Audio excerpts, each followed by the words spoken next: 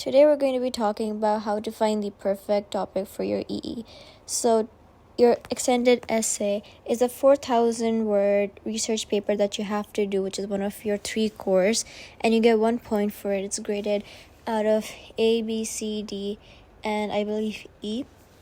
And the main aim is obviously to get an A or AB, which is securing a really good score. So this is something that you have to write 4,000 words on, and depending on the subject group, you can either do primary data or you can. So for example, in psychology, you can do primary data because you're not in undergrad level or master's level, so hence you can't do that because it's not very ethically right. And in humanities such as business management, it's not very good, or it's not considered well to do a primary research conduction, so that kind of wipes it out. So for that you need 4,000 words and you need a good topic. So primary data can be exempted from this, while secondary data is needed for even the sciences, even mathematics and everything. So today we're going to be breaking down on how to find the perfect EE topic for each subject group. So the first one is studies in language and literature. So for this, you pick a work or an author that resonates with you. Now for this, consider exploring a text that you've either enjoyed or are curious about, possibly comparing it with another to uncover nuanced themes. This is because it'll help you dive into a focus on cultural, historical, or even political context, as a lot of literature explore these themes, and literature can be kind of like a gateway to explore your historical and social issues, so you can find themes within these texts that align with your interests in these areas. Now lastly, look for an interpretative angle. So what this means is, for example, you can be analyzing narrative techniques such as symbolism or character development, and you can yield them into compelling insights, justify them with quotes and different things like that. Now on to language and literature, group 2. So explore your cross-culture themes or your linguistic trends. So basically what this entails is examine the influence of one language or another, or even the role of language in media, advertising, politics, in the social, or in that kind of way, in a very particular culture context, and also then investigate the socio-linguistic aspects. So this means you might want to study how language reflects culture identity or how dialects impact social interactions. So you can do something with that type of focus, but be cautious about the scope. So you have to make sure your topic is very particular to it's very specific basically, and it should be a study comparing, for example, how English is used in social media across countries, and that's something that is a bit too broad. So consider to narrow it down to one country or one platform, so it's not very confusing. Now on to number 3, individuals and societies. So for this, focus on a very particular event or a particular phenomena. What this would mean is, for example, as for history, pick a very niche historical event or figure, you could do it on Revolutionary Wars or something, and then you could talk about a particular figure and their impact and stuff. And for economics, you can look at a particular policy or a particular market structure. Now on to considering the current events and real life implications, because those are very important for justifications. For subjects like geography, psychology, business management, you have to allow yourself to find analysis of contemporary issues.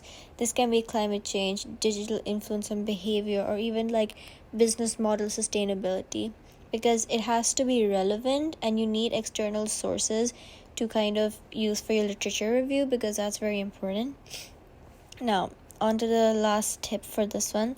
Frame your research question very clearly. So try using things like, to what extent did XYZ thing impact, to what extent did X thing impact Y or something, or how does X affect Y, because if you do this, you're going to be making sure there's enough data and resources support your analysis, because these subjects, they are very, very heavily focused on your secondary data and external resources and sources, because you can't do a lot of primary research for this.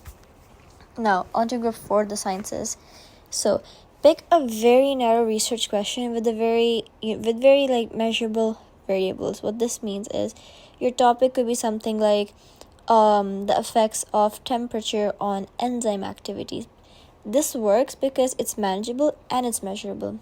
Now, next, what you need to look for is you have to look at the practicality and the ethical considerations. So, when you're doing something like biology, chemistry, physics, or ESS, they often involve experimental work. So you have to be very careful with this because you have to choose something that is feasible with the resources, because getting chemicals and stuff can be quite a hard task. So be sure that you already have those materials or that you can easily access them, and make sure you have like a particular lab or something where you can do this in school, because again, lab resources tend to be scarce. Now, lastly, consider your interdisciplinary approaches, meaning many particular topics, they overlap with global or even ethical issues. So you could be doing your EE in ESS, and you can explore environmental science and its relation to sustainability or climate change. Now, on to number 5, mathematics.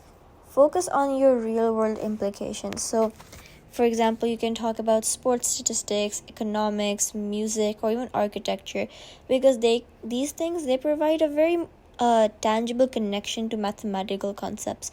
If you're doing something about trying to figure out dimensions of a building, you can use trigonometry or something for that. It has a strong connection to a mathematical concept, so it's very easy to work on that, and it makes the topic not only interesting but also relevant. So your examiner will give you good points for making use of your mathematical language. And it's also really important to explore areas of pure or applied math. So what this means is, if you're someone who likes problem solving, you can pick a very pure math topic. This could be something like proving number theories or something. Or if you like something more applied, you could look at probability in like sports or things like that, because that can also give you room for research. Now, last point is to keep it very straightforward but deep. So I know that's kind of a little contradicting, but what this means is the mathematical analysis doesn't have to be very overtly complex. You can use 2 different or 3 different theories to kind of come to the same conclusion, but exploring a seemingly simple concept with depth, that is basically what makes your essay strong. And that also goes with other things, other like languages and even humanities, because you don't have to have something very complex, but if you're driving the point home with justification and proper use and correct use of theory and knowledge, then you definitely can get a really good score, because that's really what they're asking you. Now, on to the last group, the arts. So for this, select an artist, a work, or even a movement that you're very passionate about. This could be in visual arts, theater, or music. So once you've figured out which kind of subject you want to do it in, you can look for topics where you can analyze the work very deeply and consider elements like symbolism, historical influence, and even the technique they've used based on whichever art medium you're going to be working on. For this, you need to incorporate textual analysis.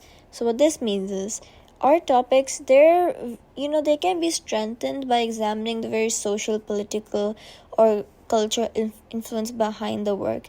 This can also help you drive your point down. You can have like a line of inquiry that, not line of inquiry, but more of a research question, and you can discuss that, I am planning to, look at this art because of this reason, or how does this particular thing, how is it impacted by, how is this artwork impacted by a particular social culture movement or something that was going on, so the influence it had on the artist. This can definitely help drive your point home, so you should definitely focus on that and be very specific and very original. So rather than analyzing all of like the artist's work, consider a single piece or two and analyze its structure and its cultural significance. That will give you a lot of scope to talk about different things, but also keeping it narrow enough for you to hit the 4,000 word limit and all go broad. Now, lastly, the very general tips for all subjects. These are just some tips and tricks that everyone can use. Brainstorm your areas that you're genuinely curious about. So the thing about E is it's a very tedious thing to work on because it's 4,000 words and there's a lot of correction and stuff you're going to need to do. It's going to be very tedious. That's why you should be working on something that you are genuinely passionate about rather than something that you know for a fact is safe.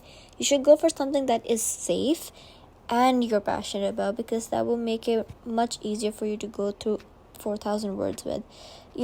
Interests, they will make you want to research more, and the process will be more enjoyable, and it'll also allow for a better analysis because you'll actually be interested.